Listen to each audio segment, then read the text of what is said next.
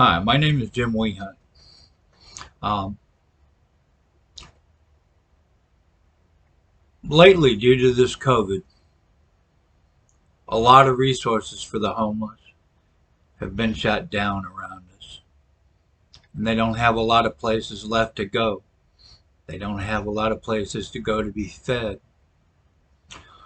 Um, Recently, I and some of my friends have taken it upon ourselves to create a new LLC called First Bikers Ministry and Outreach of Southwest Arkansas. We're in Texarkana. Um, we've started a new foundation um, to feed and take care and minister to the people that we serve in our neighborhood. This neighborhood is so sorely underserved. And right now, I'd like to read a passage from the Bible that I take very seriously. It's Matthew 25, verse 31 through 40.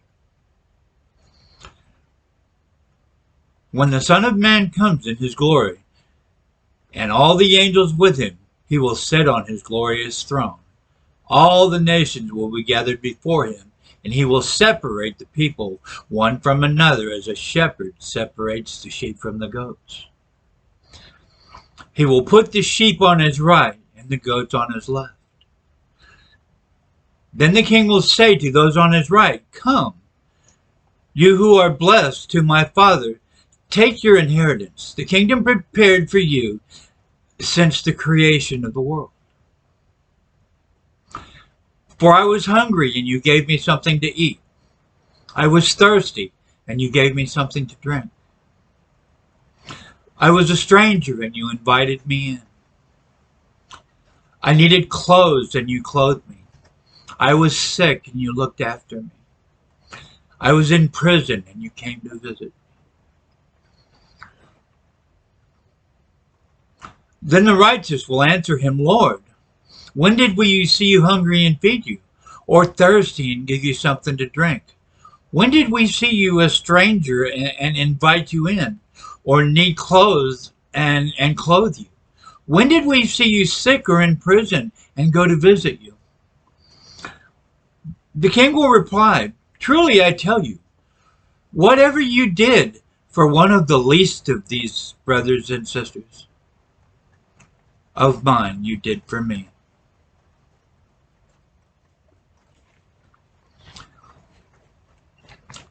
I take that meaning very seriously.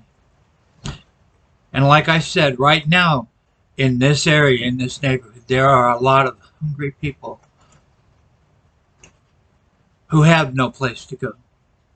They have no place to go to be warm. They have no place to get out of the rain.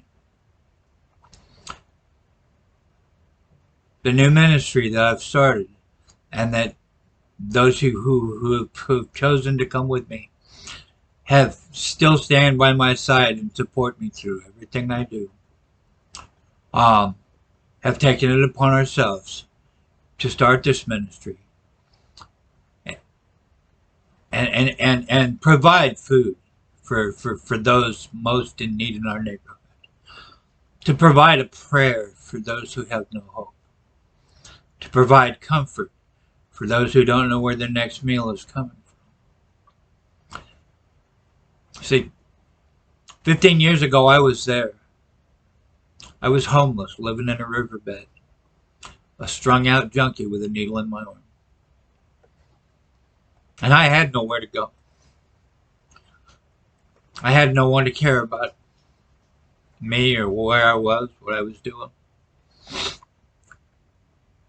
I had no clothes to wear.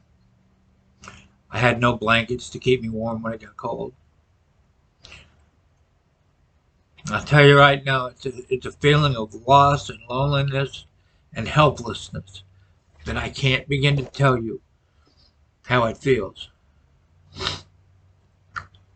But I can promise you,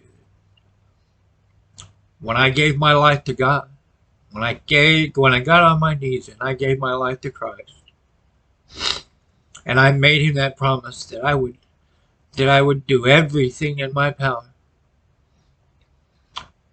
to pay him back or to serve them and serve him.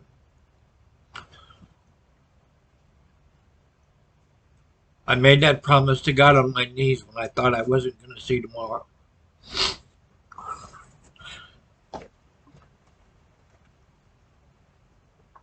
And I'm doing everything I can to live up to that.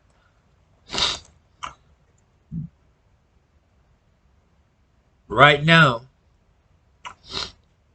I'm asking all of you. I'm not one of these flakes on TV that are just asking you to send me $14 a month or $11 a month or $19 a month. But if there's something that you can give, if there's some way that you can help, I'm asking you for whatever donation you have to help me feed and minister to those most in need. I'm sorry it was a hard life for me and I get a little emotional talking about it. But because I lived that life and because I know what it felt like, I can't stand by and watch somebody else suffer the way I did and know that I could do something and keep my hands in my pocket.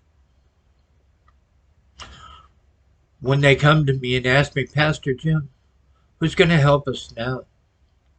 What are we going to do? I have a prayer for them. When they need prayers, I pray with them. When they need a word, I have one for them. When they're hungry, I feed them. I'm asking you for your help to help me feed those, to help me care for those who can't care for themselves. Whatever small donation you can give, I'm sure will be greatly appreciated. I promise you that I will, and I promise you that God's word says he will.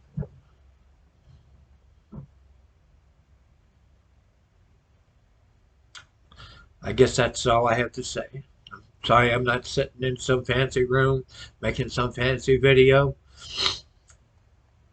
but I'm just an old man who knows what it is to suffer, who thanks God for every blessing that he's given me, and he blesses me more than I have deserved.